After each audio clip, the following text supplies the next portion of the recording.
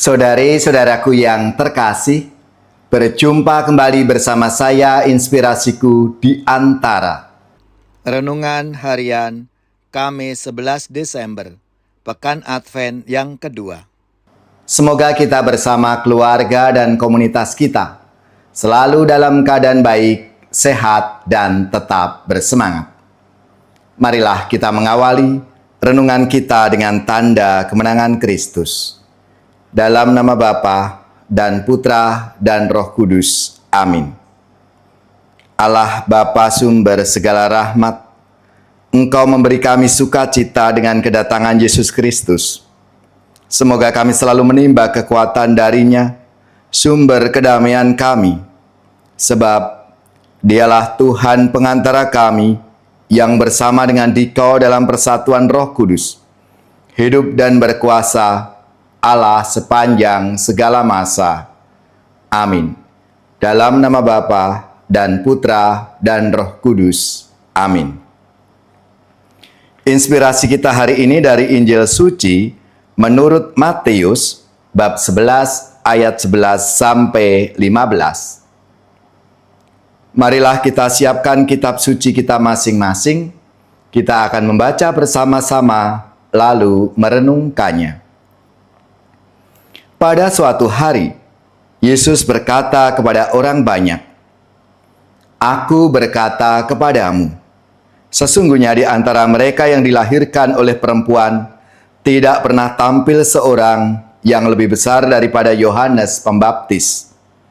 Namun yang terkecil dalam kerajaan surga lebih besar daripadanya.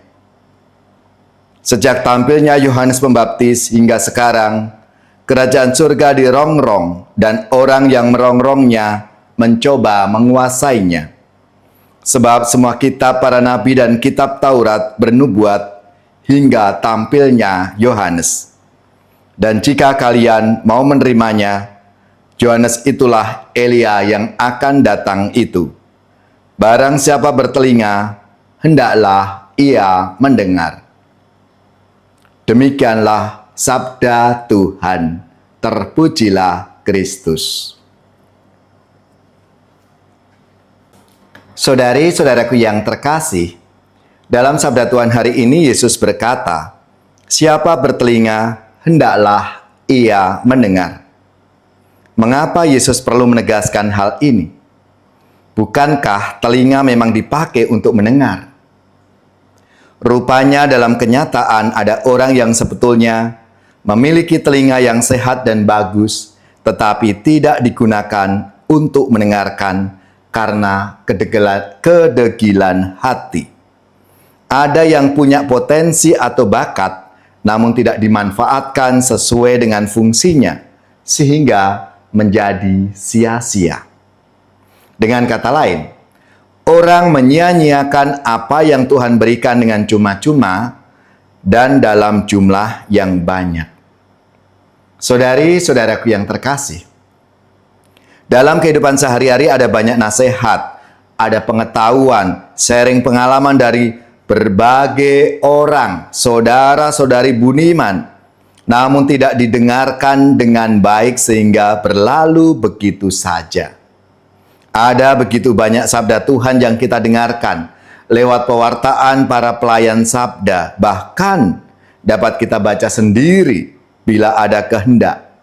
Namun semuanya itu berlalu tanpa memberi efek pada pertumbuhan rohani, karena tidak sungguh mendengarkan, menghayati, dan menghidupinya. Oleh karena itu, sangatlah beralasan jika Yesus mengingatkan kita semua supaya memanfaatkan indera yang diberikan oleh Tuhan sesuai dengan fungsinya, supaya membawa kebaikan dan anugerah bagi diri sendiri dan juga bagi sesama kita. Itulah kenapa Yesus menegaskan kepada kita semua, siapa bertelinga, hendaklah ia mendengar. Maka marilah, saudari-saudaraku yang terkasih, di masa Advent ini kita semua diajak untuk mengembangkan apa yang kita miliki, talenta-talenta bakat yang sudah diberikan oleh Tuhan dalam hidup kita masing-masing. Mari kita kembangkan agar itu menjadi rahmat berkat tidak hanya untuk diri kita, tetapi juga bagi sesama kita.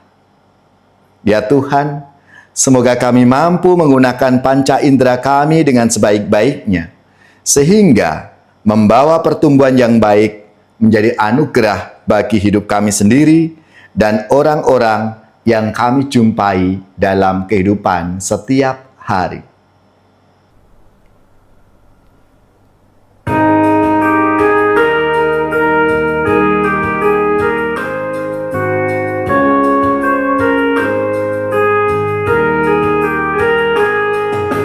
Wahai saudara, siapkanlah diri, mari menghadap Tuhan Allahmu. Mari saudara, satukanlah hati, hilangkan rasa bimbang dan ragu. Walau tak pantas karena dosa, Tuhan Maha Rahim dan mengampuni. Marilah menghadap Tuhan Allahmu, hilangkan rasa bimbang dan ragu.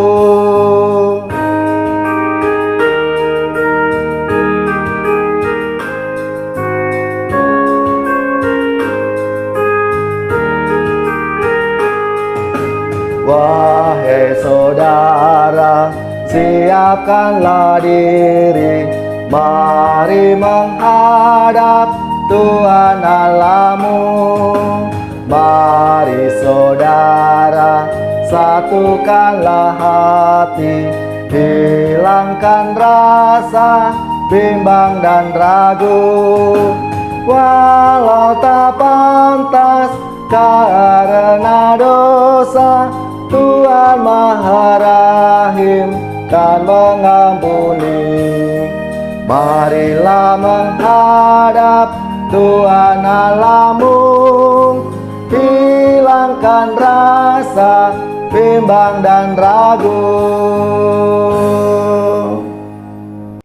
Saudari-saudaraku yang terkasih, marilah kita mengakhiri renungan kita hari ini dengan mohon berkat Tuhan, dan kita akan menerima tugas perutusan. Marilah kita siapkan hati kita untuk menerima berkat-Nya. Semoga saudari-saudara sekalian, keluarga-keluarga dan komunitas kita, orang-orang yang kita doakan, seluruh tugas, belajar, pekerjaan, usaha, serta karya pelayanan kita, dibimbing, dilindungi dan diberkati oleh Allah yang Maha Kuasa, Bapa dan Putra dan Roh Kudus. Amin.